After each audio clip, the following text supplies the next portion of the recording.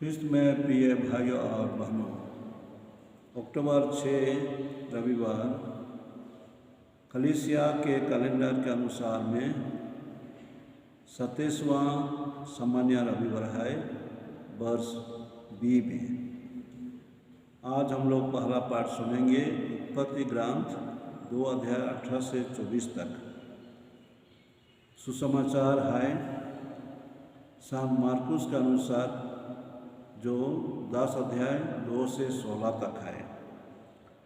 दूसरा पाठ है इब्रानियों के नाम संत पौलुस का पत्र जो 2 अध्याय 9 से 11 तक है।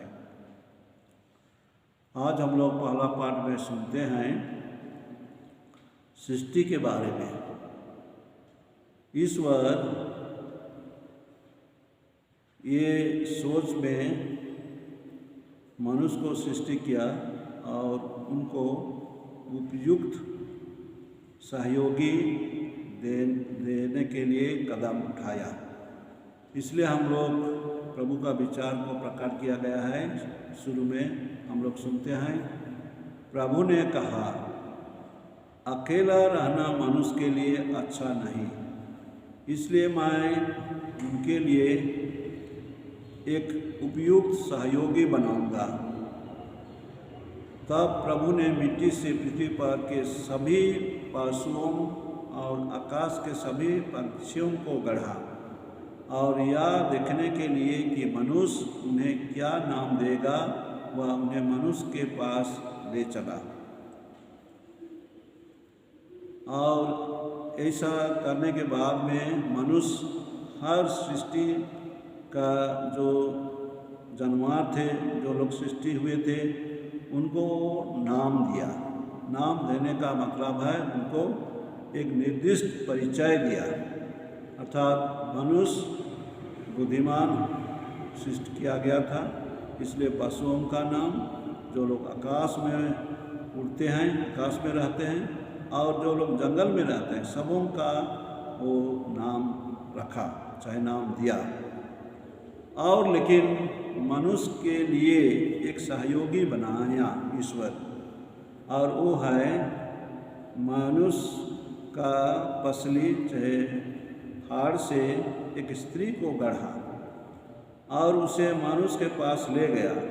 और मनुष्य उसको देखकर कहता है, या तो मेरा हड्डियों की हड्डी है और मेरे मांस का मांस, इसका नाम नारी होगा, क्योंकि यह तो नर से निकाली गई है। इस कारण मनुष्य अपने माता पिता को छोड़ेगा और पत्नी के साथ रहेगा और वे दोनों एक शरीर हो जाएंगे। हम लोग यहाँ इस पाठ में परिवार के लिए ईश्वर का योजना का शुरुआत देखते हैं।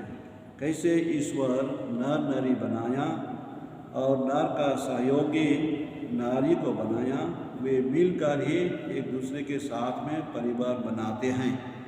इस सच्चाई को प्रमाणित किया गया है प्रभु का वचन के जरिए से, और इसीलिए हम लोग इस पाठ में उसके बारे में, अर्थात शादी संस्कार के बारे में, शादी के बारे में, परिवार के बारे में सुनते हैं। इसी को लेकर सुसमाचार में सुनते हैं, फरीसी और शास्त्री लोग यीशु को सवाल करते हैं, क्या अपनी पत्नी को त्याग देना पुरुष के लिए उचित है? और यीशु उनको जवाब देते हैं, ये कहते हैं कि मूसा उनके अगुआ, चाहे उनका लीडर, उनको एक ऐसा नियम दिए थे जो उनका कठोरता को देखकर ऐसा आदेश दिया था। वो है, मूसा ने तो त्याग पत्र लिखकर पत्नी को त्यागने की अनुमति दी है। अर्थात मूसा नबी आदमी का, पुरुषों का कठोरता देकर यह अनुमति दिया था कि वे लोग त्याग पत्र दे सकते हैं। लेकिन वास्तव में ईश्वर का योजना था, ईश्वर का विचार था कि पति पत्नी एक होकर, एक परिवार होकर पारिवारिक जीवन में आगे बढ़े। इसलिए हम लोग पहला पाठ में सुने, आदम का जो कहता है, या तो मेरा हड्डी का हड्डी है और मेरा मांस का मांस है, अर्थात दोनों एक ही चीज़ से बनाए गए हैं। इसमें हम लोग देखते हैं पारिवारिक जीवन का मूल विचार, अर्थात पुरुष और स्त्री का एक साथ रहने से एक परिवार बनता है। और इसमें यदि रह नहीं सकते हैं तो हम लोग देखते हैं परिवार में बहुत सारे चुनौती, चाहे परिवार बिगड़ जाता है, ऐसी बातें हम लोग सुनते हैं। और उसे बढ़कर नैतिक दृष्टि से जो एक ही साथ नहीं रह सकते हैं उसको व्यभिचार करता है बोल के भी दोष लगाया गया है। जो अपनी पत्नी को त्याग देता और किसी दूसरे स्त्री से विवाह करता है वह पहली के विरुद्ध व्यभिचार करता है। और यदि पत्नी अपने पति को त्याग देती और किसी दूसरे पुरुष से विवाह करती है तो वह व्यभिचार करती है। प्यारे भाइयों और बहनों, यहाँ हम लोग बहुत साफ ढंग से वचन से सुनते हैं पारिवारिक जीवन का मूल पति पत्नी ही हैं, जिसे ईश्वर का आशीर्वाद है और वैसे ही जीने के लिए ईश्वर उन्हें कृपा देते हैं। ये वचन के आधार में भी है और हम लोग इसको सुनते हैं।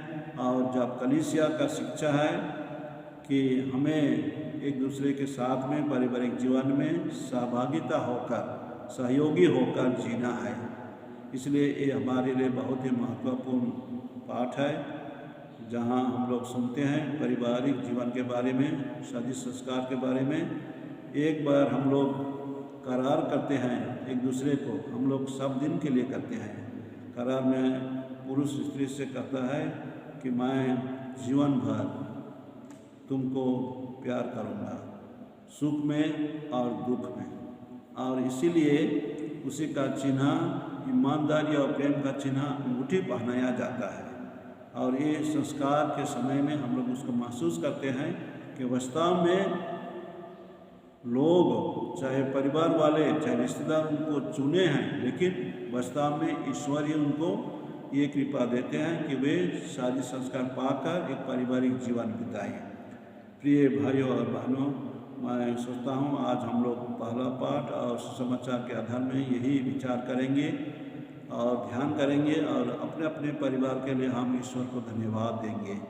पारिवारिक जीवन सरल भी है, कठिन भी है। सरल है जब हम सही हिसाब से सहमत होकर चलते हैं, हमारे बीच में फूट नहीं है, विवाद नहीं है, तो हम अच्छी तरह से चलते हैं। लेकिन मन मिटाव हो जाने के बाद में उसको हमें फिर एक दूसरे को ग्रहण करते हुए, क्षमा देते हुए एक साथ चलना चाहिए।